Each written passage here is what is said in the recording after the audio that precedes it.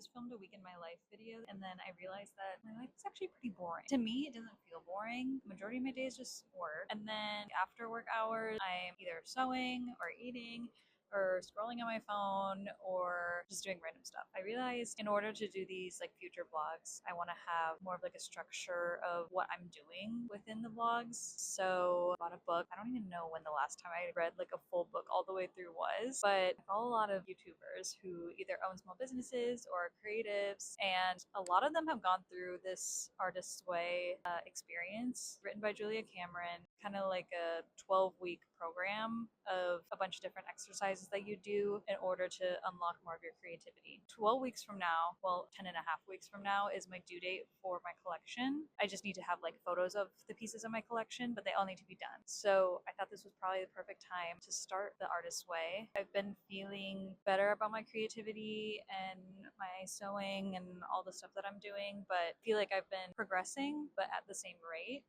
for the past couple months. So I decided to do this Artist's Way to kind of accelerate that. And since I don't have a lot of time before my collection is due, I thought I would start now. So tomorrow I'm going to start the Artist's Way. I feel like the main things that they talk about seems to be one, morning pages, which is you just stream of consciousness, writing 3 pages of whatever randomness is in your brain just onto a piece of paper, or I guess 3 pieces of paper. That's one thing. Second is the artist date, which is you doing something once a week that kind of just fulfills your inner child or inner creative, kind of releases that creativity. And then third, there's also some kind of like writing exercises or tasks within the book for each week. So I'm excited to go through those. I think this will be good. I'm into these kinds of things, so I'm excited to get started on this. In the book, they were saying that this is a really like emotional process, and I'm a really emotional person, so I feel like this could be really intense for me, but I'm also excited for that. I think I need this kind of like reset, because after you graduate college, years can kind of feel like they're just blending all together. There's no clear reset for each year, and I think I'm long overdue for a kind of reset, so I think this will be good.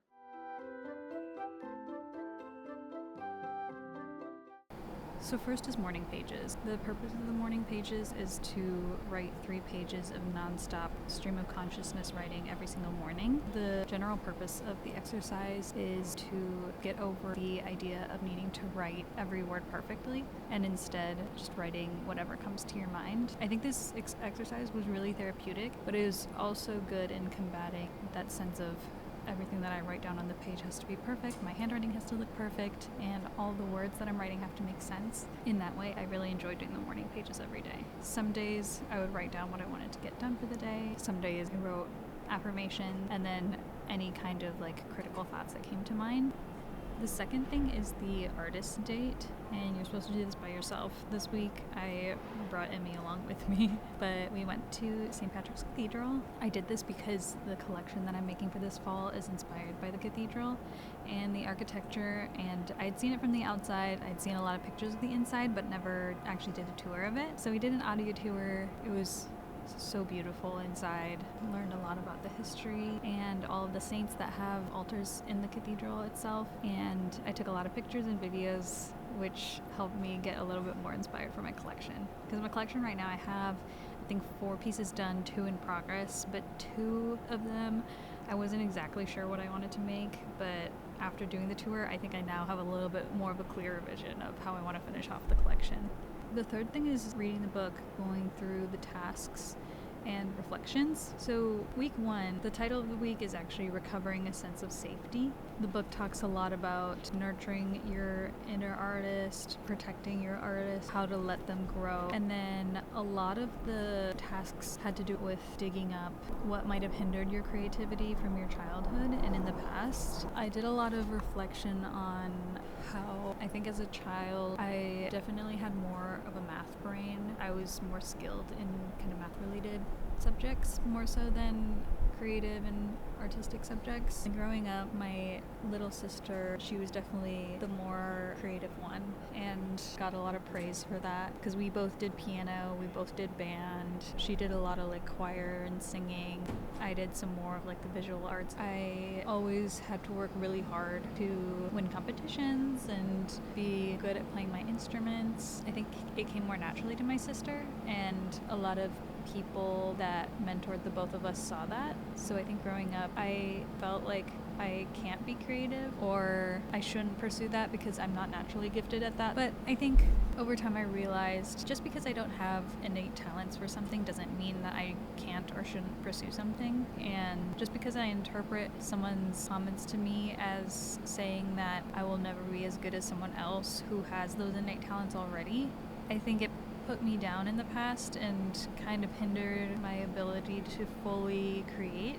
But now that I'm at this point in my life, I think I've realized I don't need to be innately good at something. I don't need to have already a really high baseline when I start something to do well at it and to enjoy it and pursue it. I can still pursue doing something creative even if I am not quote unquote a creative person. So I think that was my big takeaway from this week. There was a lot of uncovering the deep down thoughts of what is blocking your creativity, maybe things from the past that were the cause of that. There was one day of morning pages where one of the tasks in the book said, write down, I am a brilliant and prolific creator or artist or fashion designer. Anytime some kind of critical thought pops up, write that down.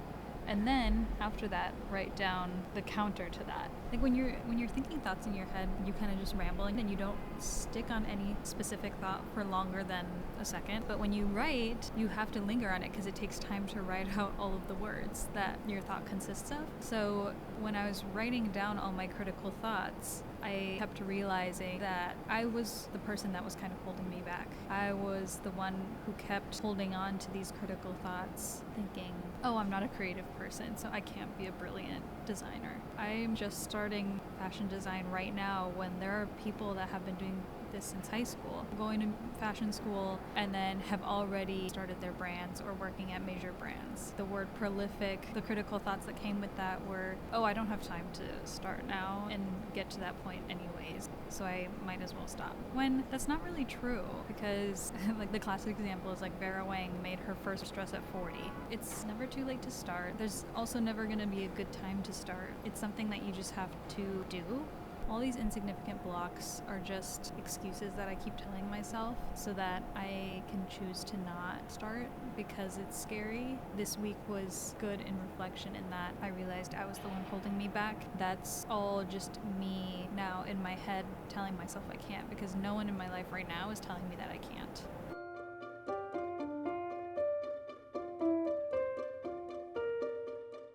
Week 2 is titled Recovering a Sense of Identity. And in this week, they talk a lot about internal and external factors that can block creativity. So for the external factors, there's talk about people in your life that can either block in their own creativity or can create blocks within yours by creating situations where you're not able to realize your potential. And I think I'm lucky in that I don't really have anyone in my life now that is hindering me in any way. So that means any of the blocks that I do have are coming from within my brain and just my own thoughts. The internal factors of this week were more meaningful to me. The two main things are skepticism and attention. They talk a lot about skepticism in being skeptical of how maybe my creativity and my pieces that I make or any kind of product of my creativity isn't good enough or not creative enough or I'm not doing good enough of a job. There is always that critic in the back of my mind telling me, oh, this isn't good enough. Oh, what are you doing? Oh, this is stupid. Oh, you didn't go to fashion school, so why are you doing this? You can't do this. All of the blocks that I have are just me thinking things internally. That was one of the big breakthroughs of this week, is understanding that all of the blocks that are happening in my life have come from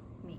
The second thing that they talk about is attention. They kind of go into a lot of paragraphs about how we don't really pay attention to the small things in life. The author goes through a story about her grandmother and the letters that her grandmother would write about paying attention to the very small details, sometimes even like mundane, everyday details of life, and how beautiful those can be. I think this is especially relevant nowadays because there's social media, and obviously there's all this noise that's created from our phones, from our other technology. There's always stuff that's trying to distract us from living in the here and now. But I never thought about it in the context of creativity and how when we pay attention to the small little things, it can actually inspire us. And I think this is relevant for all types of art and creative pursuits, but like especially for fashion, what I'm trying to pursue, seeing all the colors, how vibrant everything is, movement of objects in the wind, all the sounds that you hear. Those are all pieces of life that at least I never pay attention to anymore, because whenever I'm walking, I'm just walking to a place, I'm listening to a podcast, and I'm just trying to get there as quickly as possible. There's few times when I'm walking around with such attention to everything that's going on around me and appreciating all that the world has around me. And then for the artist date this week, I went to a pottery studio and I made 2 pieces as part of a 2-hour class that I joined. I did a little bit of pottery in high school because I did art all 4 years, and there was a pottery segment where we threw clay on the wheel. When I went to the pottery studio this past weekend, it really brought me back to all the studio art that I did and really making things with my hands. And it's a very different kind of expression compared to fashion. With fashion, there's also the aspect of you want to make something that's wearable, that people want to wear, that's comfortable, versus with studio art there's a little bit more freedom with making something that may be completely impractical. And you can do that with fashion as well, but I think right now I'm in a place where I'm trying to make things which are more wearable. And ceramics is a little different because it is still, you want to make something that's usable. Like I made a matcha bowl and a matching cup, so it's still something that's practical